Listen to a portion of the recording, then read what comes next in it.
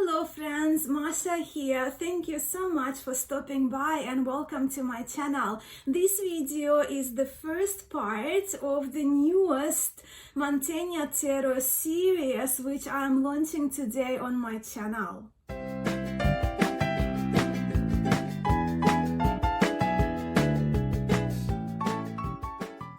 But let me tell you a little bit more about what I have in mind for this mini-series featuring this exquisite Mantegna-Ladenspelder Taroki, which I received from Giordano Berti of Rinascimento Italian style art a little while ago.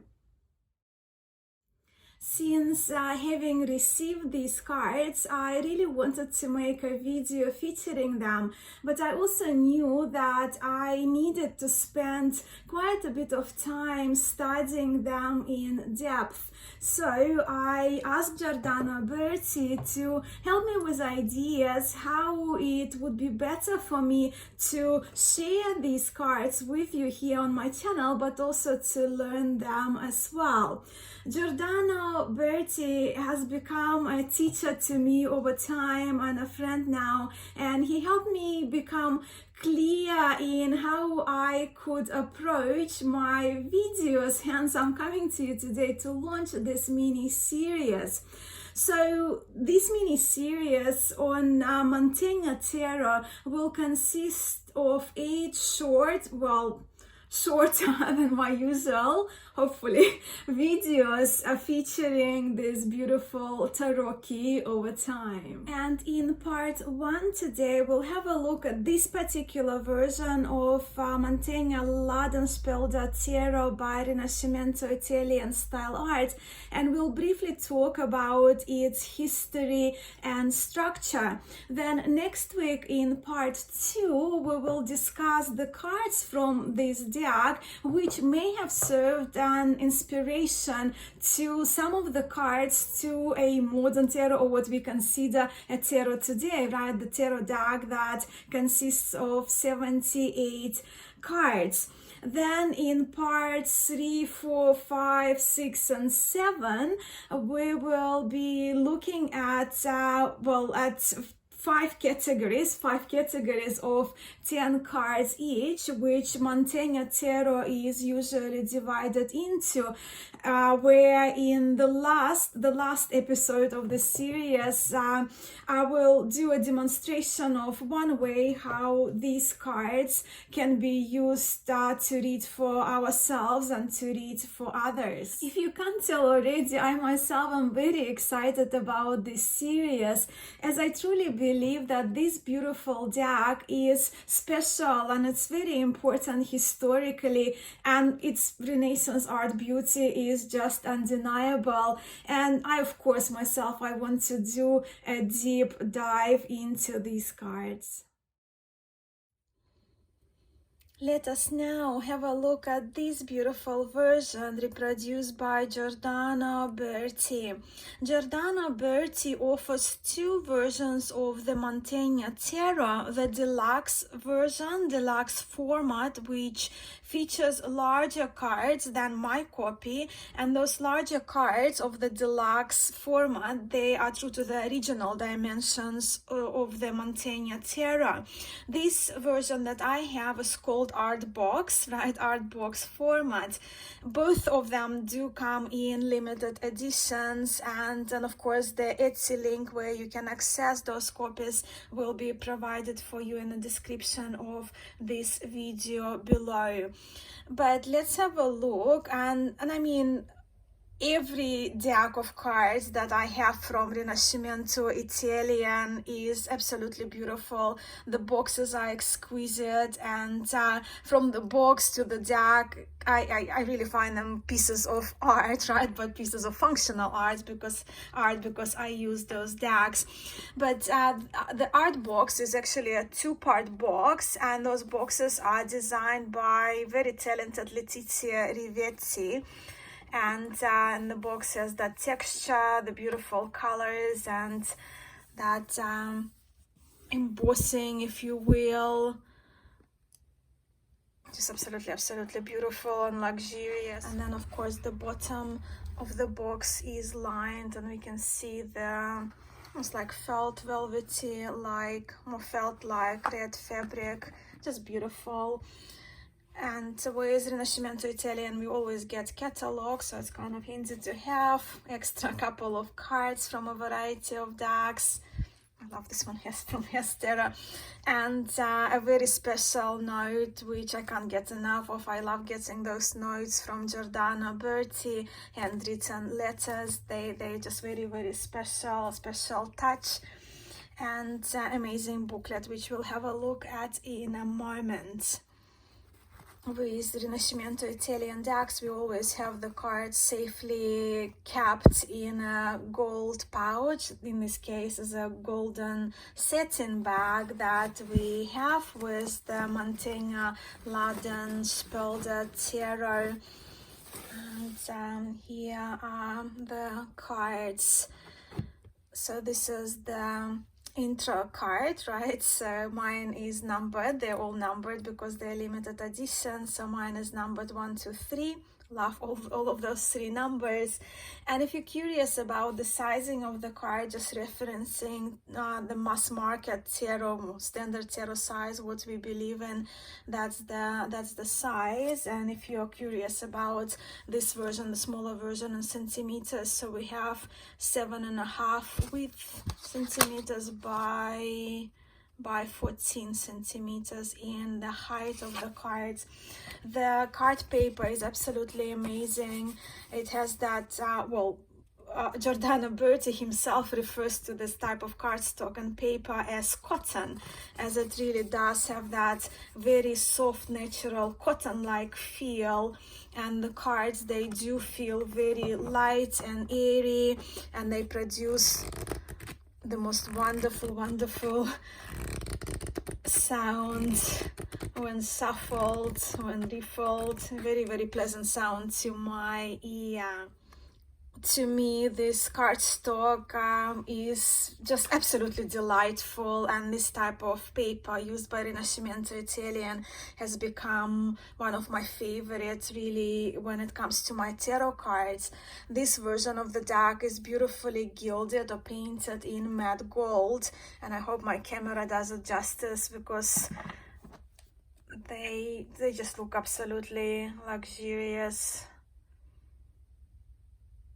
And the bags are more natural, and I trust they are made in accordance with the original deck, right? Original Mantegna-Ladenspelda deck. So they're not painted, it's more kind of the older paper look of the cards. And of course the booklet is wonderful. This booklet is this booklet is especially wonderful because it's actually one of the larger booklets that I have from Giordano Berti. And this booklet features 100 pages of information, well, 99 plus Giordano's bio page there for page 100. But the booklet pretty much features everything that we need to know, really. The concise information to introduce us to Mantegna-Ladenspelder Tarot. And the booklet is called 50 Steps to Your Rebirth because we're of course referring to 50 cards. And not to take much of your time, I'm just kind of going to bring in the content of the booklet for you to see, but it covers everything from history to the meaning of the cards to the iconography to how to approach this deck and use it for divination that Giordano Berti's suggestions. When it comes to the history of this deck, what we know about the Mantegna is that it's one of the earliest Taroki decks going back to the 15th century.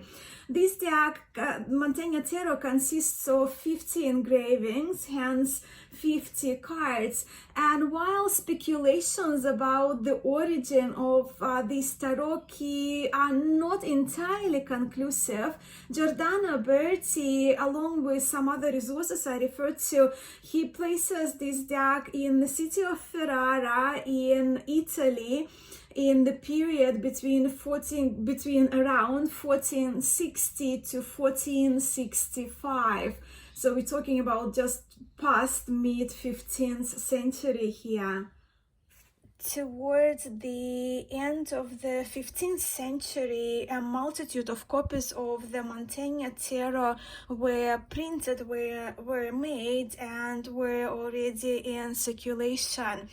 Giordano also deduces that the Mantegna Taroki was initially made for a Venetian nobleman. Now, when it comes to the attribution of the name of Andrea Mantegna, the artist, to this pack of cards, and arguments that the Mantegna Tarot is not technically a tarot deck containing only 50 cards, I would like to refer to the booklet written by historian Giordano Berti here and read this paragraph for you. There is a phrase that has been repeated ad nauseum by many scholars who study these 50 cards. They are not the work of the famous Italian painter and engraver Andrea Mantegna, and they are not actual tarot cards. That it is not a work by Mantegna is an established fact, but this classification is perfectly useless given that for at least 220 years the title Tarot of Mantegna has been in common use. On the other hand, there are many affinities with traditional tarot. Some figures are even identical, that at best we could call it a particular type of tarot. So I like it, a particular type of tarot, and in our part 2 we will have a look at those affinities. This version of the Mantegna Tarot I'm featuring in this video and will be featuring in the next videos of this series. It's based on the complete set of engravings by German artist and engraver Johann Laden-Spelda, hence the name of this deck, Mantegna-Ladenspelder Tarot. And also here we see Germany 1540, so it dates 1540 when Johann Laden-Spelda reproduced the Mantegna Tarot. But I will just read another paragraph for you from this booklet before we have a look at the structure of this deck. From a careful comparison between Laden-Spelda's cards and the 15th century original printings, one can guess how the German artist, who evidently was in the possession of the 50 original prints, carried out his work. Perhaps by means of transparent paper, he carefully retraced each figure. Then he placed that paper on a copper plate and drew the main contours with the burin. Finally, he gave depth and perspective to each figure by shading every detail with straight, semi-curved, and crossed hatches. It is worth noting the delicate refinement of anatomical details, and in particular cards especially, and the result of this exquisite and very refined deck. But now let us discuss how this deck is structured.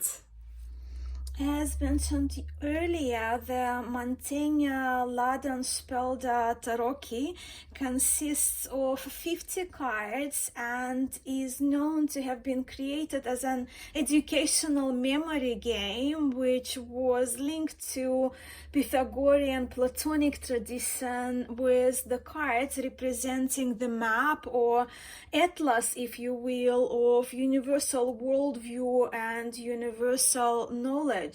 The 50 cards of the Mantegna-Ladenspelder Tarot are arranged in 5 groups, as you can see here. I spread them out in 5 piles, right, 5 piles of 10 cards each, representing each group, and we will be having a look at them in detail in the upcoming videos. We'll kind of examine one group per video, but to introduce them here, we begin with group E, right, with the category E, which refers to the earthly realm, which refers to human conditions from the poor man. We have all the way up to the 10th card, right, which is the Pope.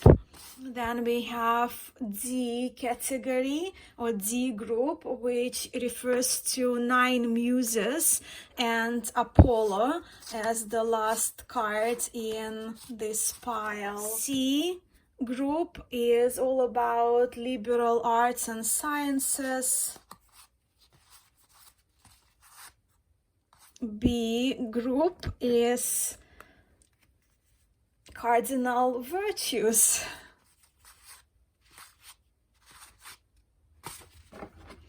And the highest group, the A group, is features planets and celestial spheres. As you can see, Giordano, he did keep the original look of the cards with the imperfections that were in the original deck that he used for the reproduction, for reproducing this version of Mantegna Tarot. So we can see in this progression, the lowest group of 10 cards is labeled E, and we see the letters of the group, references to the group at the top left corner, right? So from E, next one is D, C, B, A for the highest group. And on the top right corner, we can see the progression of the numbers from 1 to 10 in this group, 11 to 20, 21, 30, right, etc., until we reach card 50, which is the highest card in this particular deck. So as we can observe in here, we see the progression from that lowest group E, which depicts the earthly realm and societal hierarchy, to all the way to the highest group via the 3 groups of Muses and Apollo, liberal arts and sciences, cardinal virtues. We're progressing all the way, ascending to the higher realms. It's also worth mentioning that in this art box version, we also see 6 languages included here, including English, right? But I trust in the larger deluxe version, you only see the original cards without extra languages included. And this concludes our first video on the stunningly illustrated Mantegna-Ladenspelder Tarot in the style of the Renaissance, Italian Renaissance art. Now, in part 2, we will be having a look at similarities, at more recognizable cards that we can compare between the Mantegna Tarot and I'll pull a few of my historic decks that contain 78 cards. But meanwhile, please let me know whether you have a Mantegna Tarot. What version do you have? Because I know there are quite a few versions available. I'm curious to hear which one you have in your tarot collection or your tarot library. And do you have Mantegna Tarot purely as a collector item, or do you use it for readings as well? I would so love to hear from you. I look forward to seeing you in part 2. Thank you so much for watching this video. Sending much love and light to you. Namaste.